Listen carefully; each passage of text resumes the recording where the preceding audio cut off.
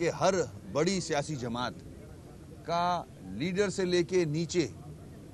نچلی سطح تک ہر شخص جو ذمہ دار ہے وہ